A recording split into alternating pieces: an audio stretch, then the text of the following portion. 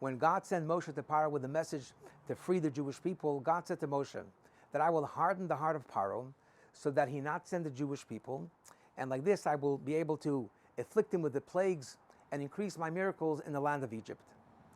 But doesn't that contradict a fundamental principle in Judaism that God gave all mankind the freedom to choose good or bad?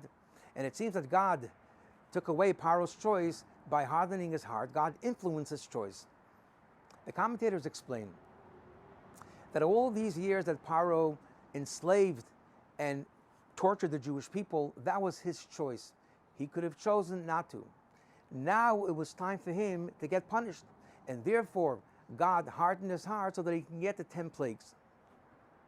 But the question is, if God hardened his heart and we knew the outcome, that he will not send the Jewish people, why did God continuously send Moshe to Paro to ask him, please allow the Jewish people to go? What's the point? We knew that he was pre-programmed. He couldn't send the Jewish people.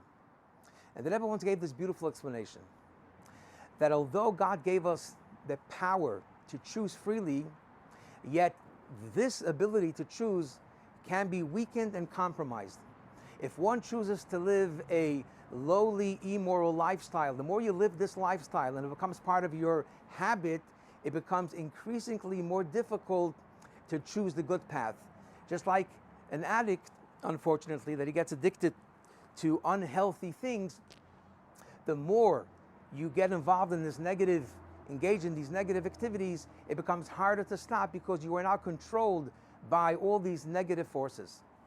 Yet, all hope is never lost, that even in the worst scenario of that one is in a very lowly, corrupt situation, and it's very difficult to change and become a good person, yet if one chooses with all this heart to change, you still have the power to change and rehabilitate and become a great person. And this is why God sent Moshe to Paro.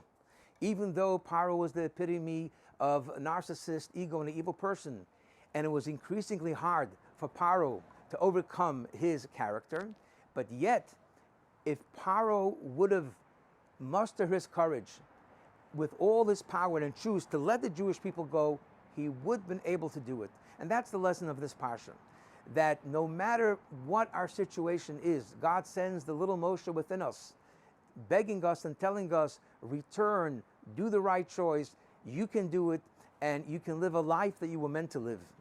Have a very good Shabbos.